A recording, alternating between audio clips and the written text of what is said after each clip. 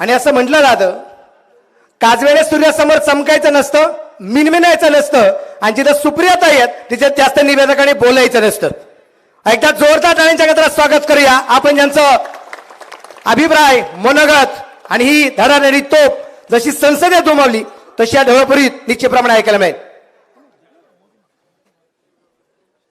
नमस्कार. आपण सगळे आज निलेश लंकेच्या प्रचाराच्या निमित्ताने जमलेलो आहोत. या कार्यक्रमासाठी ज्यांनी खरंच खूप पुढाकार घेतला आणि त्याच्यामुळे निलेश लंकेंचं तिकीट आणि ते खासदार होणार आहेत, हे खरं त्याच्या मागे दोन लोकांचं सगळ्यात जास्त श्रेय. ते म्हणजे एक तात्या आणि दुसरं म्हणजे राणी वहिनी. या दोघांमुळे आज निलेश लंकेंची नैया पार होते. मी मगासपासून इथे बघते आणि मी सक्षणाचंही भाषण ऐकत होते. सक्षणाची जोरात बॅटिंग चालली होती निलेश भाऊसाठी. म्हटलं आता ठेवते का नाही मला वेळ, नाही तर मला वाटलं आपलं 10 वाजता उठायचं आणि म्हणायचं रामकृष्ण हरी वाजवा तुतारी. पण मला नेहमी भाषण करताना जेव्हा आपण सत्याच्या बाजूनी असतो ना, तेव्हा भाषण करायला खूप मजा येते. परवापर्यंत मी मला मतं मागत होते, पण काल शिरूरला अमोल दादा आणि आज निलेश भाऊसाठी मतं मागते. आणि मला इतका आनंद आणि समाधान वाटतंय. म्हणजे लोक मला विचारतात इलेक्शन, म्हणले इलेक्शन माझं झालं, खूप दिवस झाले, संपलं, विसरून पण गेले.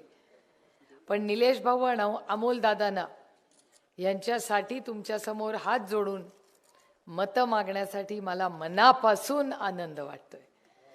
कारण ह्या राज्यात आणि या देशाला खरंच चांगल्या लोकांची गरज आहे. या देशामध्ये लोकसभा हे म्हणजे लोकतंत्राचं मंदिर आहे. आणि या लोकतंत्राच्या मंदिरात चांगलेच लोक गेले पाहिजेत. आणि तसा चांगला माणूस, आपला हक्काचा माणूस, जो गल्लीपासून दिल्लीपर्यंत तुमच्या आणि माझ्या सुखदुःखात असेल, असा निलेश लंकेला मतदान करा म्हणून विनंती करायला आले. निलेश लंकेंचं चिन्ह आहे तुतारी वाजवणारा माणूस. आणि किती नंबरला आहे? लोकनेते निलेश लंके साहेबांचं. आता 2 म्हणजे काय? आता मी विचार करत होते, रस्ता कोण देणार? लंके. कांद्याला भाव कोण देणार? लंके. दूध भाव कोण देणार? लंके. वीज कोण आणणार? लंके. गॅस कोण स्वस्त करणार? लंके. म्हणजे गॅस, दूध, उसाला भाव, कांद्याला भाव, रस्ता, पाणी आणि वीज कोण आणणार? तर सगळं 2 नंबरमध्ये आहे, सगळं दडलेलं. त्याच्यामुळे शोधत बसू नका इकडे तिकडे. ते आज जायचं विधानसभेला पण 2 नंबर. आणि आता जे विद्यमान आहे त्यांचा मागच्या लोकसभेला 2 नंबर. अच्छा, म्हणजे आता ठरलं आपलं 2 नंबर लकी आहे. दिलीप गांधींचा 2 नंबर होता. खरं झालं. मग आता मग गुलाल काढायचा का? कशाला भाषण करू? भाषण करून कशाला माझा एनर्जी वाया घालू? चला गुलाल आंध्रे लावते तुला टीका. पण मला मनापासून आनंद वाटतोय की निलेश लंकेंचा निर्णय तात्या तुम्ही आणि आदरणीय पवार साहेबांनी घेतला. कारण आज देशामध्ये हा देश अडचणीत आहे. देश अडचणीत आहे याचं कारण असं की आज मला वाटतं बऱ्याच जणांनी माझ्या भाषणाच्या आधी बोलले, याबद्दल कांद्याच्या भावाबद्दल बोलले. सक्षणा, मी मनापासून आनंद आणि समाधान व्यक्त करते की आपण दोघी त्यांच्याबरोबर गेलो नाही. त्यांच्याबरोबर गेलो असतो तर कुठल्या तोंडाने मतं मागितली असती आणि आपण दोघी लाल दिव्याच्या गाडीतून आलो असतो. यांनी कांदे फेकून मारले असते आपल्याला. हिमतीची दाद दिली पाहिजे जे आता तुमच्याकडे मतं मागतायत. मी रामकृष्ण हरिवाली आहे, त्याच्यामुळे मला काही खोटं बोलता येत नाही बाबा. आणि मी येऊन काय म्हणू शकत नाही की मी विकास केला, मी केलं. करता करवता तो आहे. आणि लोक म्हणतात ना मी विकास केला. मी कुठला स्वतःच्या पैशातून केला. सगळे टॅक्स भरतात, सरकारच्या पैशातून विकास होतो. कोणी खर्चा पदराच्या पैशातून करता का? मग मी केला. मग म्हणायचं नाही, म्हणायचं सरकारमध्ये होतो, लोकांनी निवडून दिला म्हणून विकास करू शकलो. आणि कोणी तुम्हाला सांगितलं? लोक म्हणतात, माझ्या मतदारसंघात म्हणतात की गल्लीपासून दिल्लीपर्यंत जर एका विचाराची सत्ता असेल तरच विकास होतो. मी तुम्हाला सगळ्यात चांगलं उदाहरण दाखवते, सगळ्यात सोपं उदाहरण. गुजरातमध्ये 10 वर्ष भारतीय जनता पक्षाची सत्ता आहे. दिल्लीमध्ये आत्ता ह्यांची सत्ता यायच्या आधी 10 वर्ष मनमोहन सिंग साहेबांचं सरकार होतं का नव्हतं? मग सगळ्यात मोठा विकास गुजरातचा कधी झाला? काँग्रेसच्या काळात झाला. तर कोण ह्यांना सांगतं की त्यांच्याच विचाराचं सरकार असलं तरच केंद्रातून पैसे येतात? जर काँग्रेसचं सरकार केंद्रात असलं तर आम्ही पक्ष पाहत नाही, माणूस पाहत नाही, फक्त तो शेवटचा माणूस पाहतो. आम्ही कधीही गंदी राजनीती नाही केली. मगाशी निलेश भाऊ बोलले की माणूस कुठला आहे ते बघून विकासाला पैसे दिले जातात. तू कुणाला मतदान केलं म्हणून करून जातात, असलं कधी केलं नाही. भारतीय जनता पक्षाचं सातत्याने सरकार गुजरातमध्ये होतं, पण आदरणीय पवार साहेबांनी, मनमोहन सिंग साहेबांनी नेहमी गुजरात सरकारला मदतच केली. आणि वायब्रंट गुजरात जे म्हणायचे ते काँग्रेसच्याच काळात झालेलं आहे, हे आपल्याला विसरून चालणार नाही. त्याच्यामुळे बरेच लोक म्हणतात ना एका विचाराचा द्या, काय एका विचाराचा लागत नाही. उदाहरण बघा, सांगली, सोलापूर. तुम्हीच मला हे सांगितलं होतं. सोलापूरला ग्रामपंचायत बीजेपी, जिल्हा परिषद बीजेपी, नगरपालिका बीजेपी, आमदार बीजेपी, खासदार बीजेपी. सोलापूरमध्ये 15 दिवसातून एकदा पाणी येतं, 15 दिवसातून. आणि बारामतीमध्ये कुठेही असं नाही जिथे 15 दिवसाला पाणी लागलं. मी 10 वर्ष तिथली विरोधातली खासदार आहे. आणि ही काय मला सांगते, सोलापूरवरनं येताना सक्षना मला म्हणली होती, ताई तुम्हाला माहिती आहे सोलापूरला काय म्हणतात? म्हणलं काय म्हणतात? सोलापूरला म्हणतात 1 रुपयाचा कढीपत्ता, सोलापूरचा खासदार बेपत्ता. हे मी म्हणत नाहीये, मी म्हणत नाही, तुम्ही मला सांगितलं होतं. तशी परिस्थिती. हे मी सोलापूरचं सांगते, कोणी मनाला लावून घेऊ नये. कसं आहे, आता तुम्ही हसताय, लोकांना वाटेल मी दुसऱ्यालाच बोलले. मी लोक काय बोलतात हे भाषण करते, मी मनाच्या कथा कधी सांगत नाही. आणि तुम्ही बघा, मगाशी त्यांच्या बोलण्यात आलं पाण्याचा प्रश्न, रस्त्याचा प्रश्न. मला खरं सांगावं, आपण एक काँग्रेसचा विचार करू आणि एक भारतीय जनता पक्षाचे, 2 विचाराचं करू. आपल्या पारनेरमध्ये, आपल्या या गावामध्ये वीज कोणी आणली? कुठल्या विचारांनी आणली? शाळा कोणी काढल्या? कॉलेज कोणी काढलं? हॉस्पिटल कोणी काढले? कारखाने कोणी काढले? MIDC कोणी काढली? सरसकट कर्जमाफी या देशात सगळ्यात मोठी 70,000 करोड रुपयाची कोणी केली? बरोबर झाली की नाही सरसकट कर्जमाफी? मग रस्ता, पाणी, वीज, शाळा, कॉलेज, हॉस्पिटल, MIDC, बँक, कारखाना, साखर कारखाना, सगळंच जर काँग्रेसनी केलं तर मग ह्यांनी काय केलं 10 वर्षात? विकायचं काम त्यांनी केलं, मान्य आहे मला. तुम्हाला कसलं सरकार पाहिजे? विकणारं पाहिजे का नवीन तुमच्या आयुष्यात चांगला बदल करणारं पाहिजे? कुठलं पाहिजे? लंके, तुमच्या कांद्याला भाव, मी तुम्हाला शब्द देते, कारण का सगळ्यात जास्त कांद्याला हमी भाव मिळावा याच्यासाठी अमोलदादा आणि मी दिल्लीत लढलेलो आहोत. आणि जेव्हा आमचं त्यांना असहाय्य झालं तेव्हा आम्हाला निलंबन करायचं पाप ही या भारतीय जनता पक्षाने केलं. मला प्रश्न विचारायचा आहे की किती वेळा भारतीय जनता पक्षाचे खासदार आम्हाला हमीभाव मिळावा म्हणून त्यांनी आंदोलन केले? एकदा तरी केलंय? दुधाला भाव, दुधाला काय भाव आहे इकडे? 25 रुपये, 22. आणि पुण्याला 1 लिटरला तुम्हाला 22 मिळतं, पुण्याला 1 लिटर 75 रुपयाला मिळतं. मधले 50 रुपये जातात कुठे?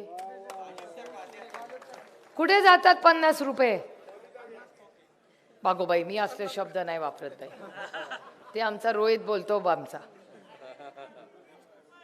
काय पाण्याची बाटली आणि दुधाला भाव आणि शहरामध्ये मग मधले किती रुपये कुठे गेले? आता आमच्या रोहितचा शब्द इथे पण पोहोचला. आता ती पोरं बोलतात बाई मलिदा गँगवर मी आता कुठून बोलू असली भाषा. पण हे खरंच दुर्दैव आहे. मी तुम्हाला शब्द देते, आपलं सरकार येणारच आहे.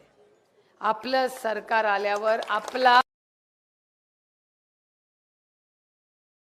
मी आपल्या सरकारला मागणी करणार आहे की भारतीय जनता पक्षाने 10,000 कोटी रुपये, लक्षात ठेवा, 10,000 कोटी रुपये हे उद्योगपतींचे माफ केले. किती? 10,000 कोटी रुपये. अहो आम्ही तर 1,000 कोटी रुपये.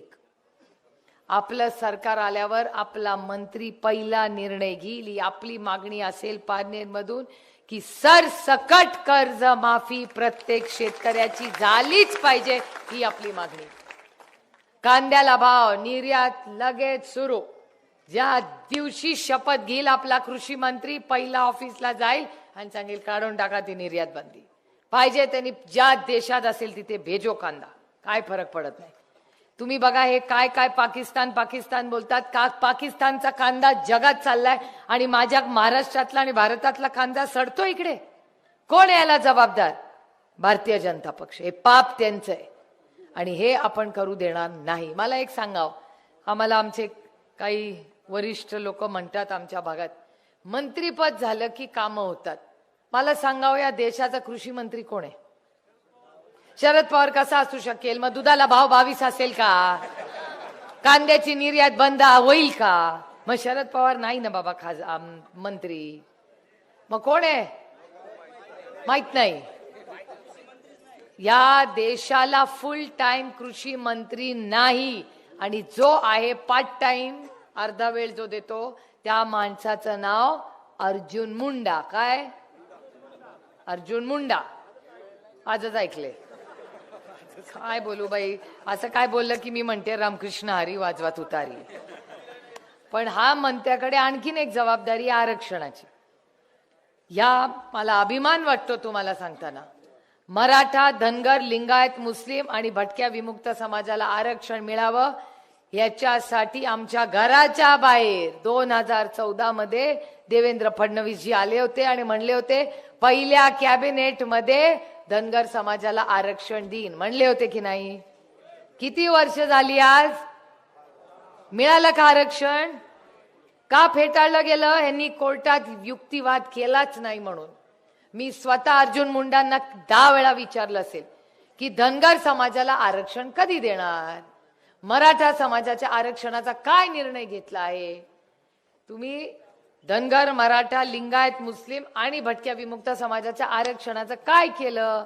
मला एका शब्दात उत्तर येतं की काय प्रस्तावच महाराष्ट्र सरकारकडून आला नाही, त्याच्यामुळे मला माहिती नाही आणि बसायची. माझं ह्या सगळ्याचं रेकॉर्डिंग आहे. कोण याचं उत्तर देणार? कांद्याला निर्यात बंदी आपण घातलेली पहिली काढणार.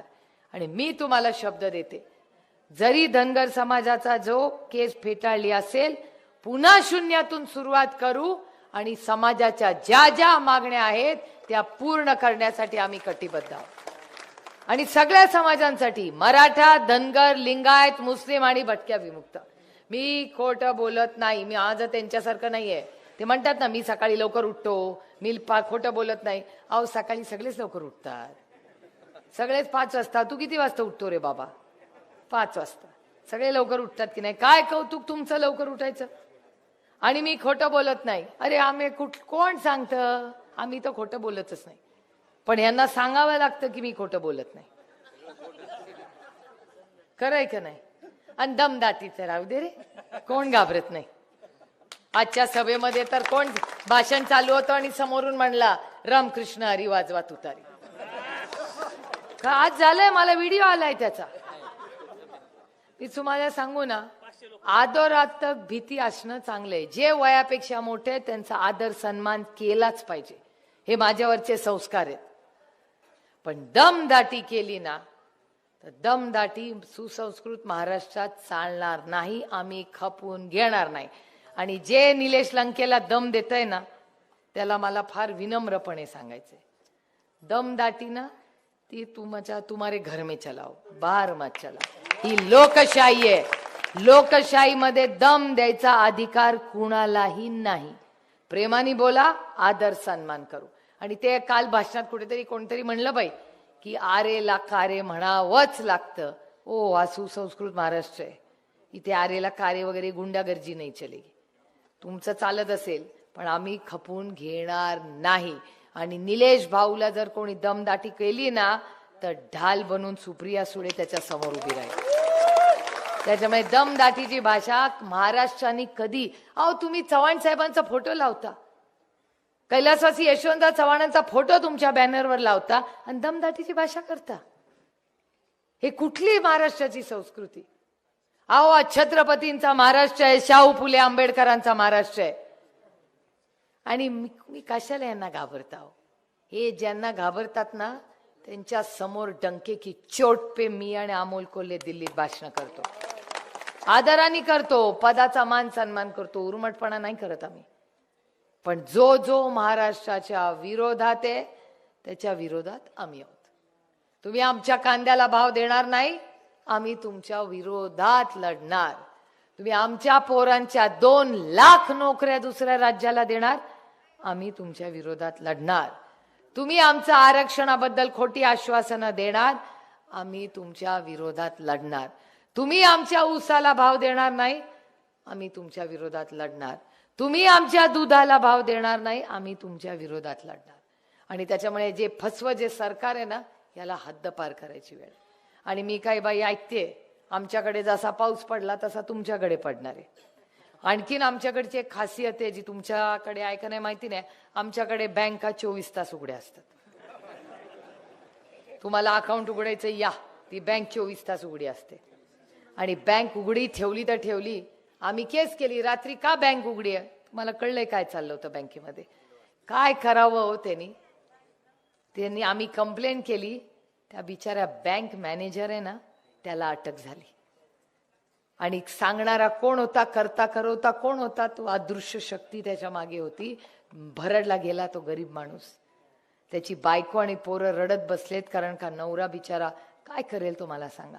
अरे हिम्मत असेल ना, मी त्या बँकेची चेअरमन असते ना तर मी म्हणले असते, हा निर्णय माझा होता, माझा हा काम करणारा माझा मॅनेजर आहे, त्याला नाही हिम्मत असेल तर मला अटक करा, मी आज जाईन पण माझ्या माणसाला मी आज जाऊ देणार नाही.